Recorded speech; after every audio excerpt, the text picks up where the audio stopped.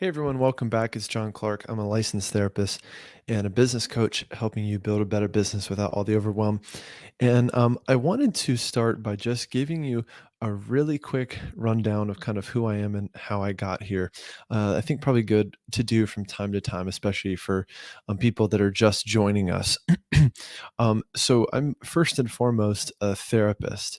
And for what it's worth, I was kind of trained psychodynamically in my early days. I went down the path of evidence-based stuff after that.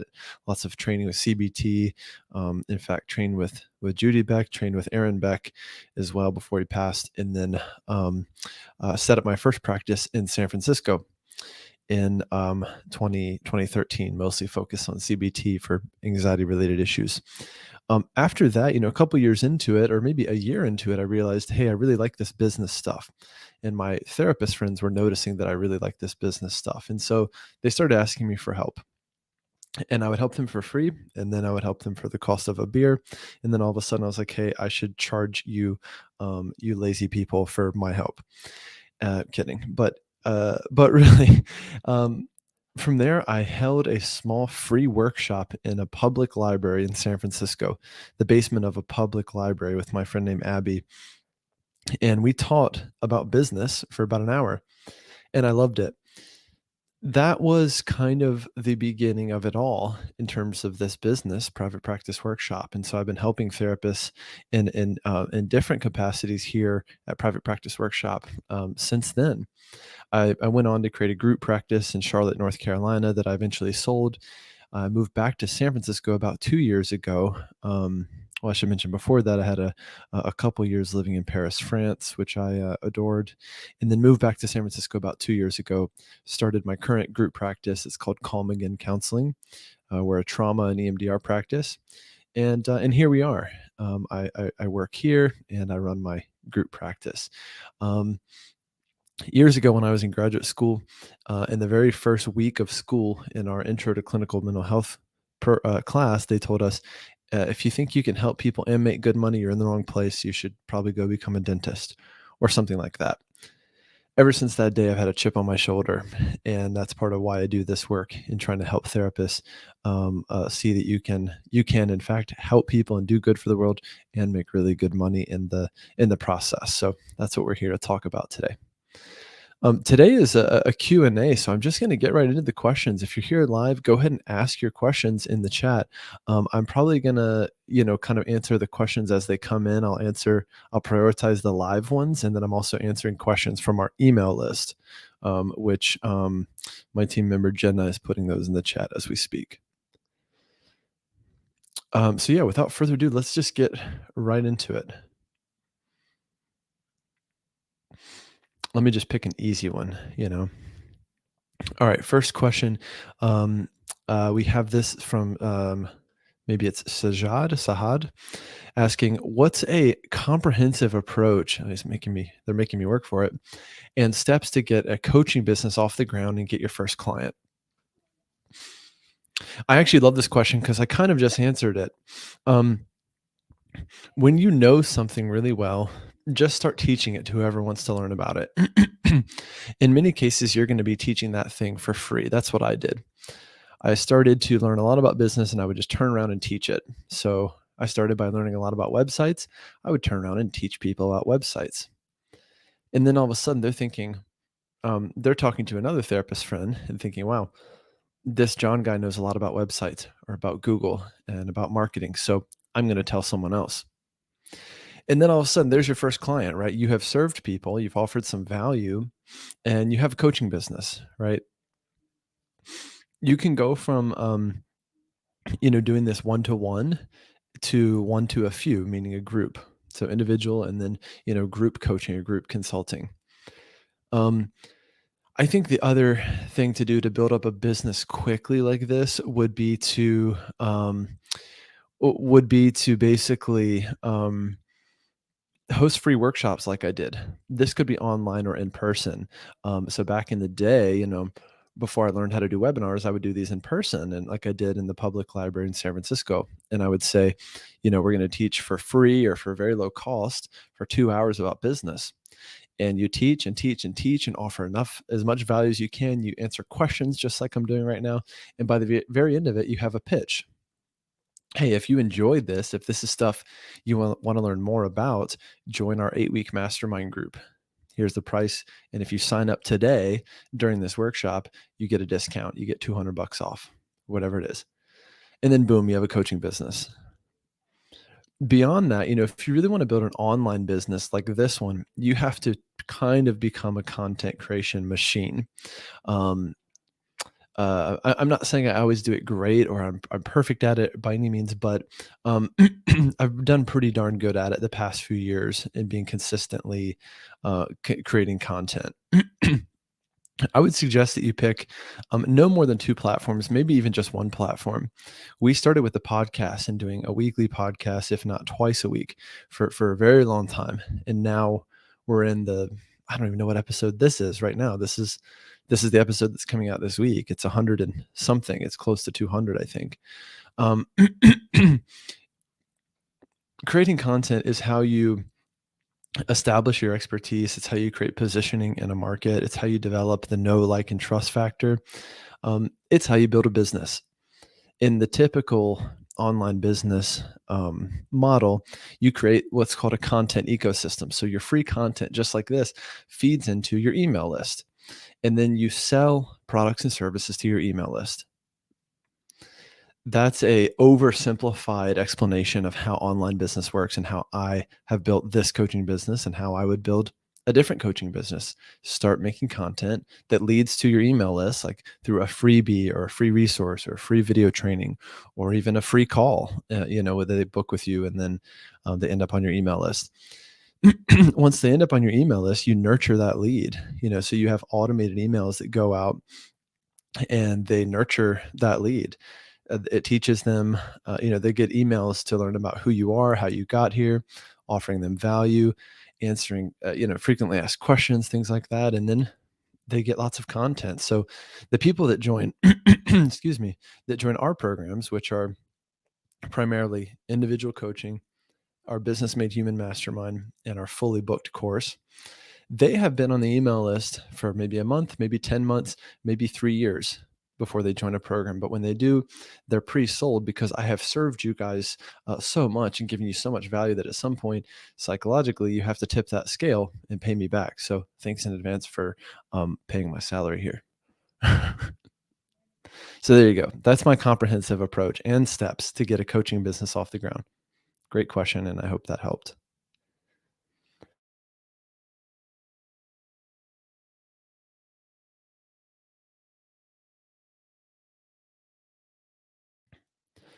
All right, next question. Sorry, clearing my throat there.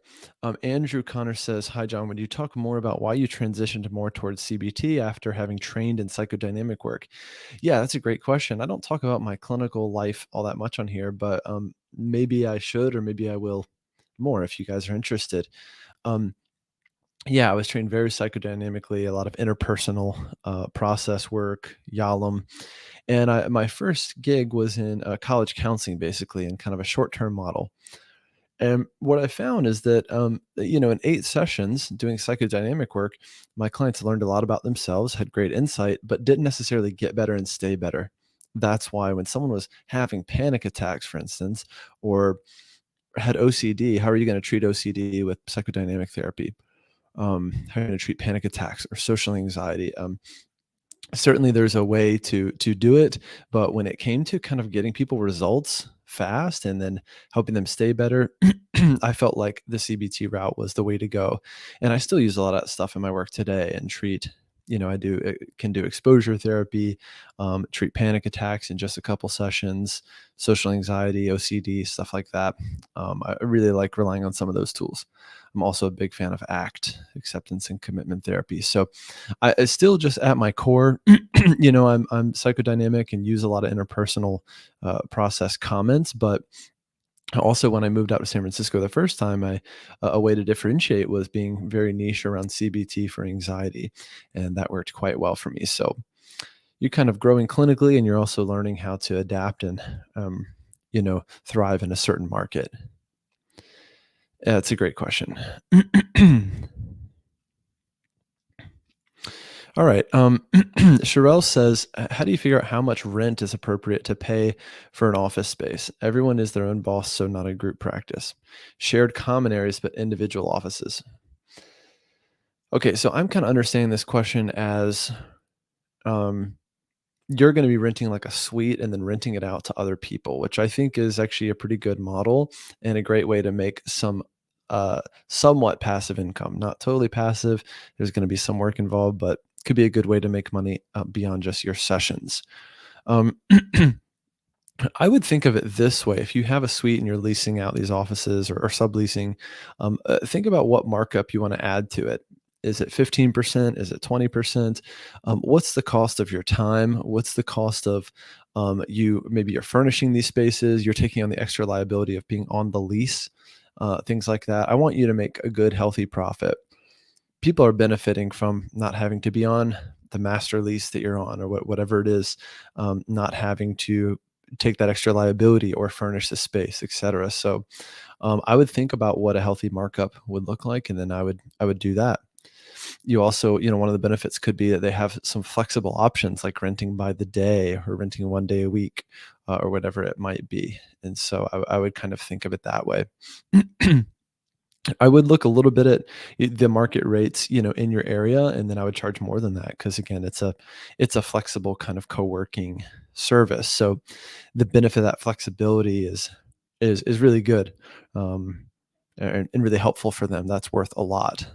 So it's a great question. Okay.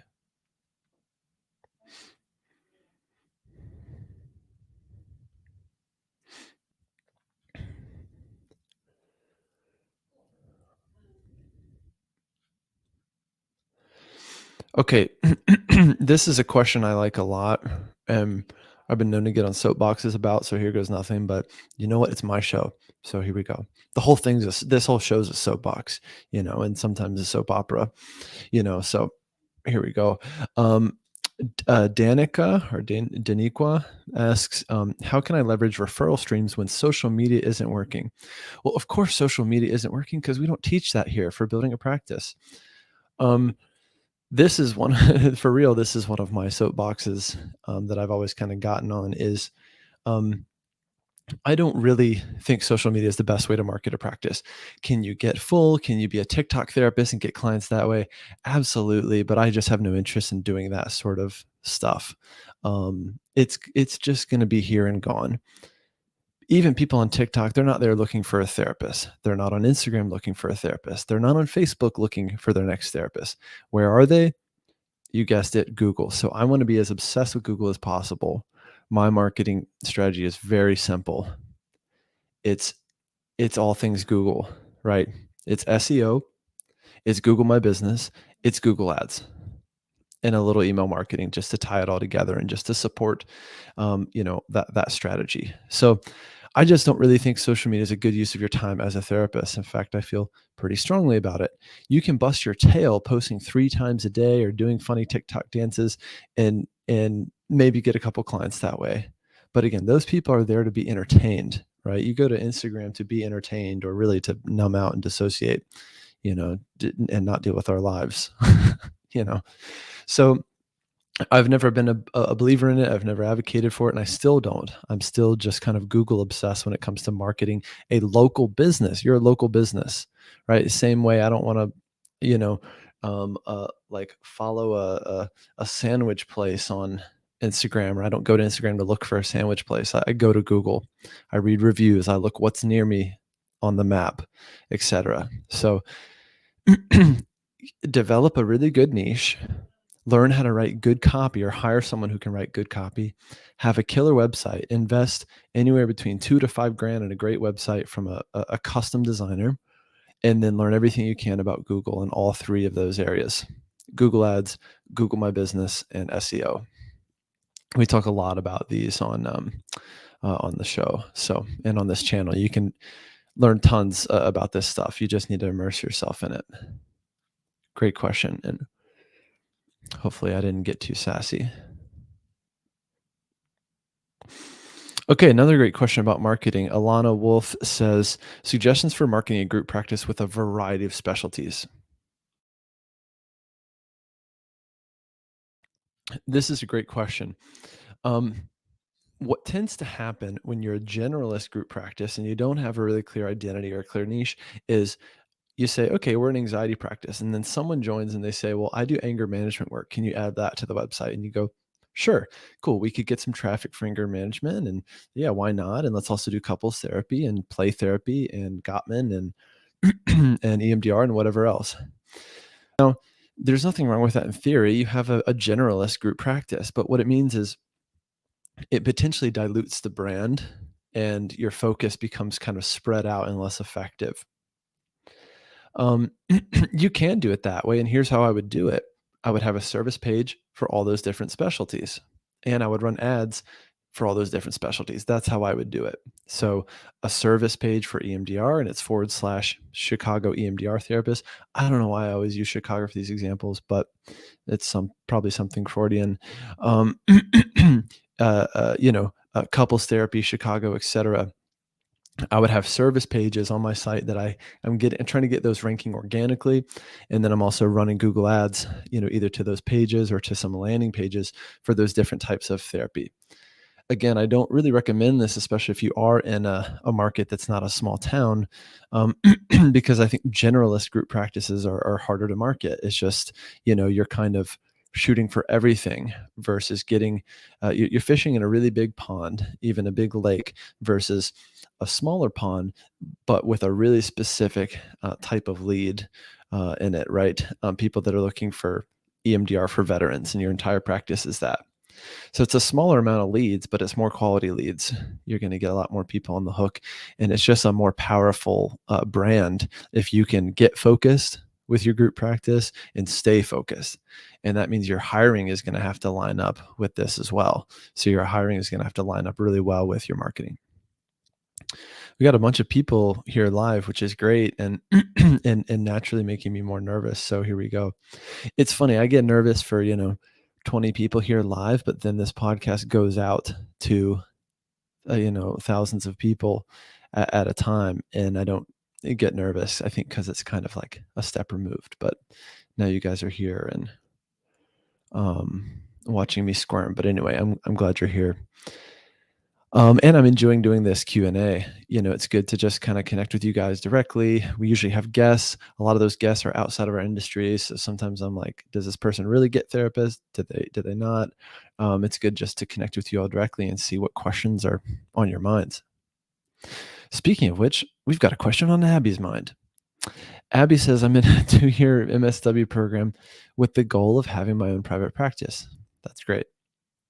How soon after graduating should I start planning my practice versus just focusing on gaining work experience? I love this question. And the short answer is you should start focusing on your private practice right now. Um, right now. I wouldn't even wait till after graduating. And you know what? You're focusing on your private practice right now by being on this Q&A and asking questions, right? And coming and talking with a business consultant and learning about the business side. You're going to get a major head start and you're going to hit the ground running the sooner you can start on this stuff. There's also plenty of things you can do while you're in graduate school. I see people do this all the time and I recommend it. So let's say you create a brand and it's abbeyatherapy.com or whatever. Make it a generic brand, right? lotusflowercounseling.com. I'm sure that's taken and it might not even be a good one, but you know what I mean. You could create something like that and you say, that website is going to be a blog for now, right? therapywithabby.com, which might be available. And then you're going to write a blog every single week. And guess what? You're already writing your tail off every single week in class, learning about, clinical work. So why not use that stuff and repurpose your own papers and ideas and writings into a blog, right? Get some SEO going, learn how to build a Squarespace site, learn how to, work with the designer to get a logo, write some copy, develop that blog, for the next 2 years. And then when you're ready to hit the ground running, get that thing ranking for the town that you're in and start building your practice. That's what I would do. And that's what I wish I had done, but if nothing else, you're here and you're learning, and that is a way of starting on your practice. Yeah. Great question. Okay. Uh, Grandmother's Garden asks, it's an interesting name. It sounds like it could be an indie rock band, or it actually could be Grandma's Garden. Um, this person says, I use ERP, CBT, and ACT for OCD and anxiety. Doesn't ERP require special releases? Are there any other liability I need if I go private? I, I'm not an attorney. I think you should ask your liability insurance or your board, or if you have a licensing organization, ask them.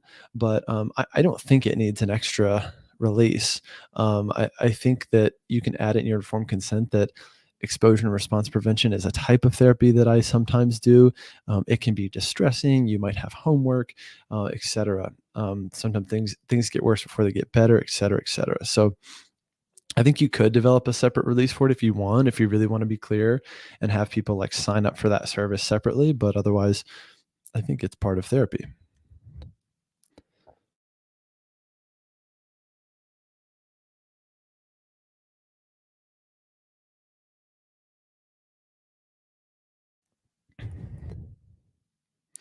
All right, group practice question from Mike. Mike asks, on average, what do you consider a good retention rate for therapists in your practice in regards to how many times their clients return to see them in session? It's a great question. I think our average session number of sessions is between 8 to 10 sessions, which I think is pretty common. Um, that being said, there's a lot of numbers that are outliers there. When you have a full-time clinician, you're going to have therapists that retain clients really well, and you'll be able to see it.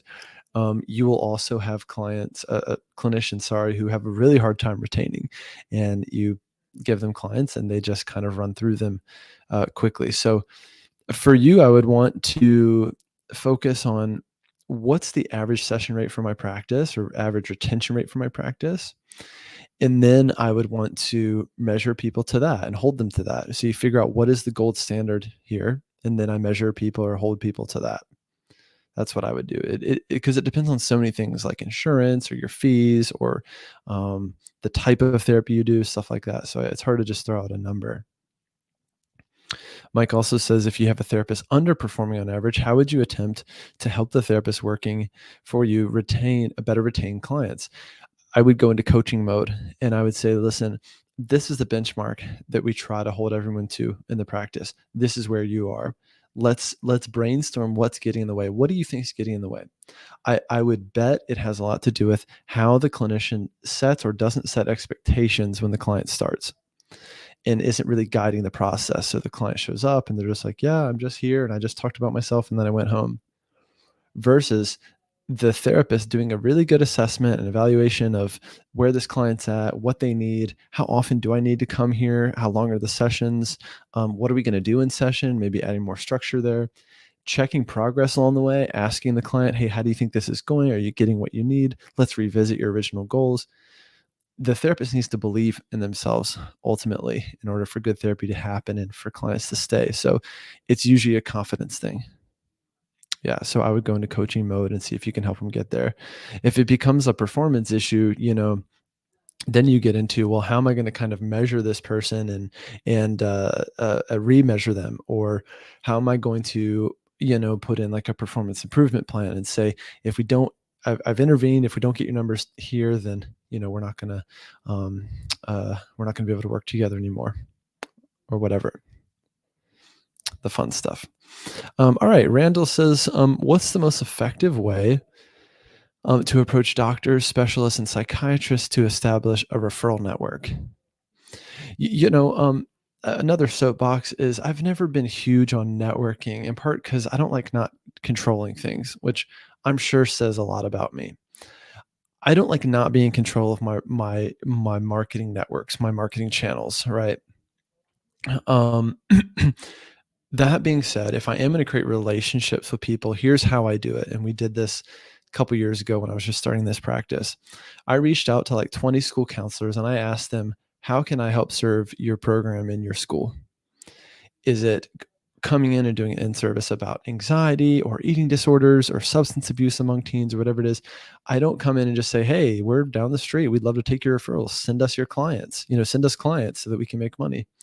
I think that's how a lot of people approach it, or they just send a fruit basket and hope that, you know, you start getting making 100K a year because of this referral source. So I think you have to serve first. That's always been my approach. How can I be helpful to this person? And then the clients will come. It's implied once you do that, once you serve them and help them and really wow them, they're gonna that relationship is just going to build naturally, and they're going to send people to you naturally. So it's kind of a backdoor approach to networking, if you want to call it that. It's a great question.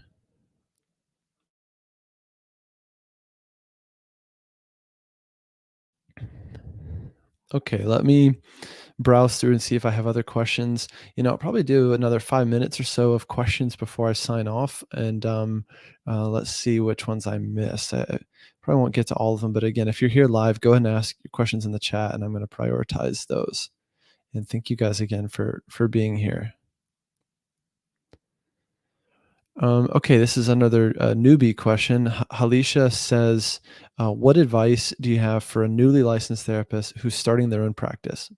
How to maximize earnings to ensure stability and longevity?" I would say just to go slow and allow yourself to be new at this. Allow yourself to learn business from the ground up. Immerse yourself in business. Read every business book you can. In our other videos here, we have a list of some of my favorite business books. Um, I would go as far as you can with stuff like that, and just make yourself, again, the same way you made yourself a student of therapy, make yourself a student of business. That's really how I would do it. And be curious, be open, be willing to make mistakes. Learn about all the different areas of business. So one would be finance. Learn about finance, right? Learn about basic financial literacy, which we've done content on in this show. Terms like profit and loss, cash flow projection, budgeting, net profit, things like that. Just get the vocabulary under your belt. Learn about marketing, learn about developing a niche, learn about basic copywriting skills, website design, traffic, things like this. That's what I would do, and that's what I did for the first few years. I just consumed business content like it was my job, because guess what? It is our job, right, as business owners, to be responsible and informed business owners as best we can. So if you have a solid base and you know how a business is built from the ground up, just like knowing how a house is built from the ground up, you're going to know how to build it and how it's built and how to maintain it, and also how to adapt as things change and shift and you hit bumps in the road in your business. So there you go. Couple more, and they're really rolling in now. Um, so what happens when I say I'm about to leave?